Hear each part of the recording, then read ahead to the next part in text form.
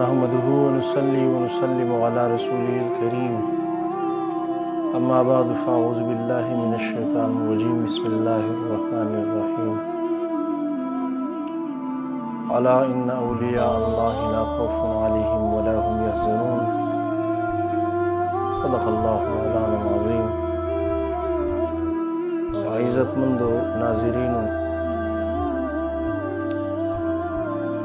सिलसिला तज़किरा द औलियाओं की नंद सुल्तान तारिकीन तारिके सल्तनत बलख शेखुना व मुर्शिदुना इब्राहीम इब्न अदहम रहमतुल्लाहि तआला अलैहि मुबारक तज़किरा कवली दुई मुबारक द सुलेमान इब्न मंसूर शाहान बलख द औलाद नदी और दा सिलसिला सैयदना उमर फारूक रदी अल्लाह ताला अन्हु मुबारक तर रसीदले दा गोए कि दुई मुबारक द सैयदना फारूक आज़म रदी अल्लाह ताला अन्हु मुबारक औलाद की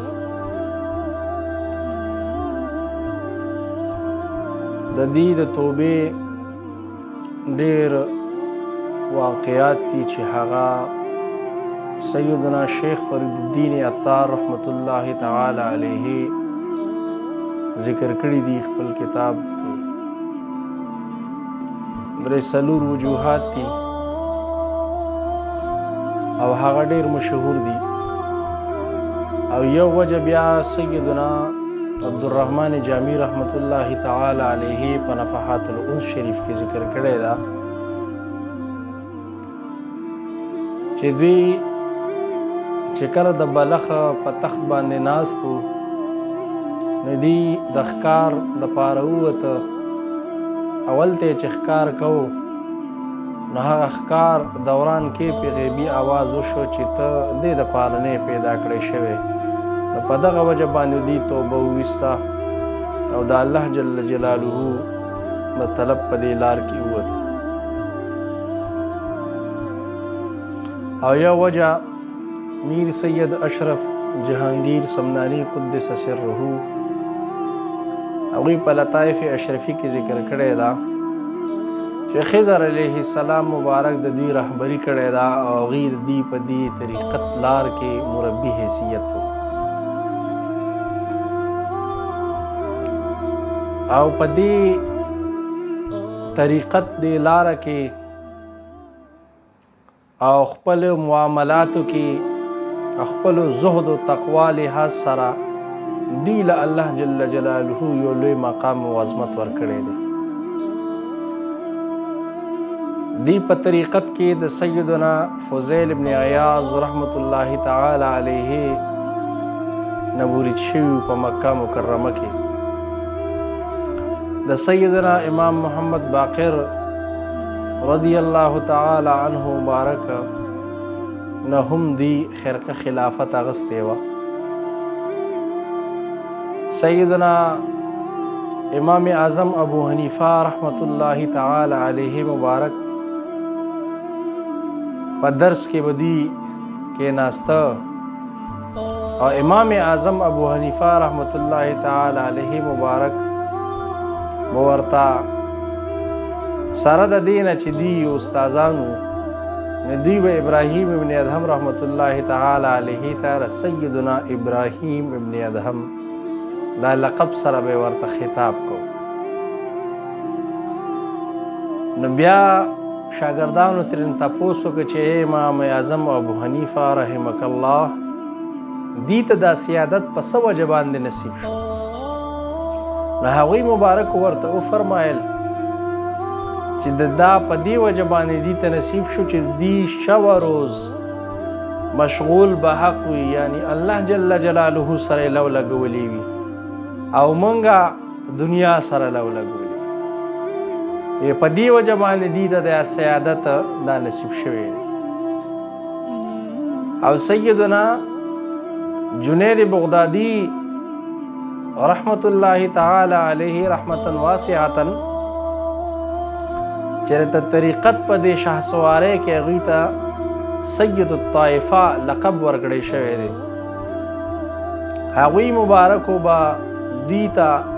مفاتیح العلوم لقب ورکړی چې د علومو چابیانې دي. دومره علومو اجتماع ده په دوی مبارکو کې چې د هغې احصا نشي کېدی.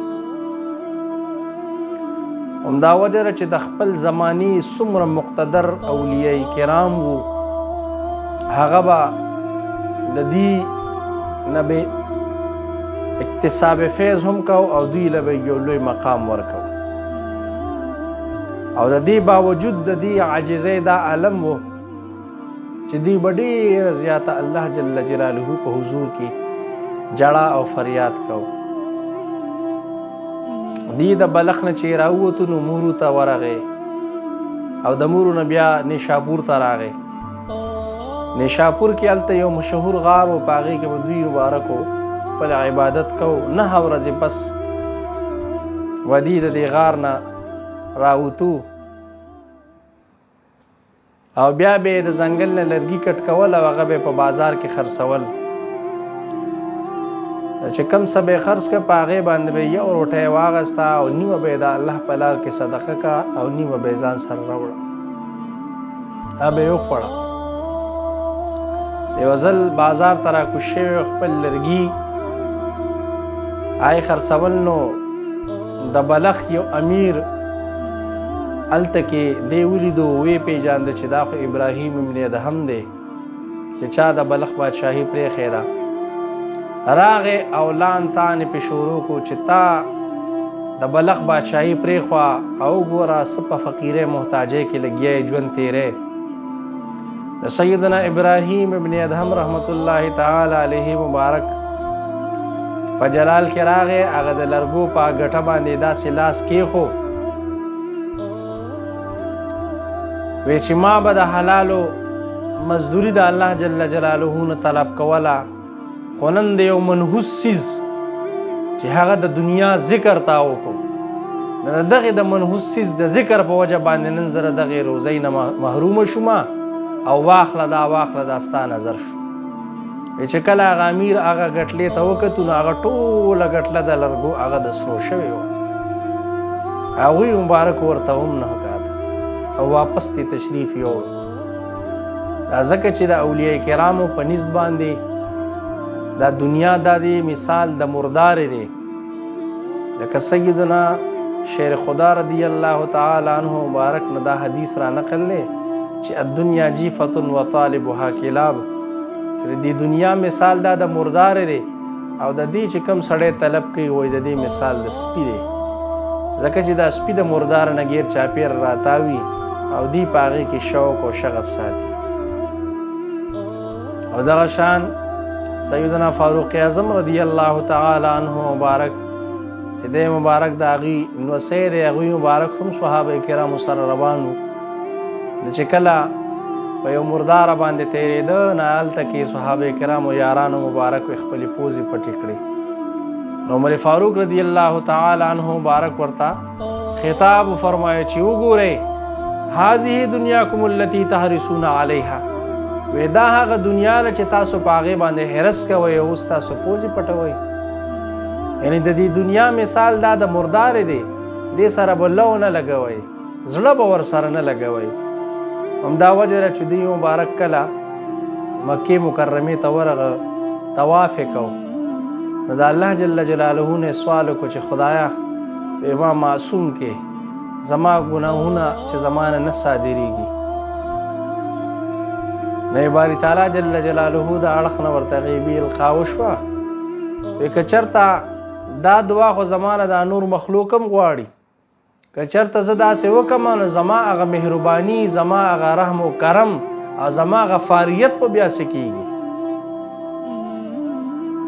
دا خو زما خوښه دی چې زما دا بندګان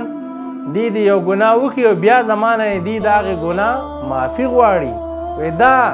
جړه او دغه فریاد دا زما خوښ دی چې زما بندګان ماته وجاړي او زه ورته بار بار بخښنې کوم. همدا وجه ده چې سیدنا مخلد رحمت الله تعالی علیه فرمایي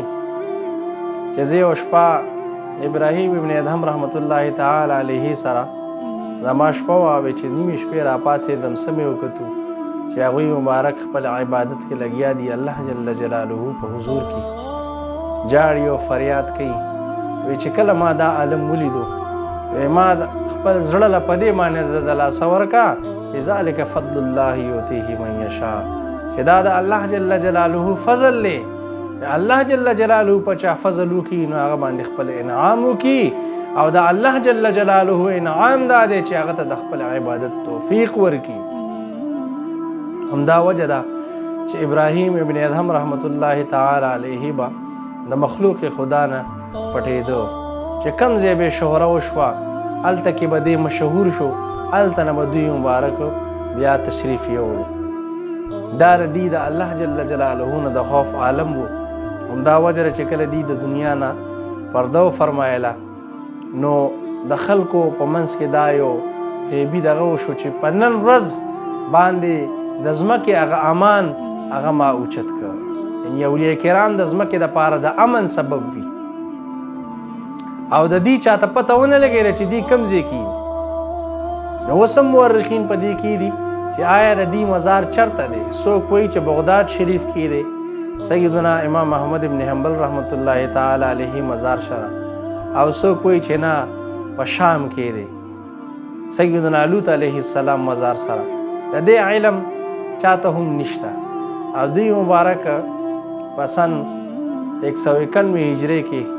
د دنیا نه پرده فرمایله. الله جل جلاله داسې کاملانو ناسته پاسته او د داسې کاملانو سره زمونږ حشر نصیب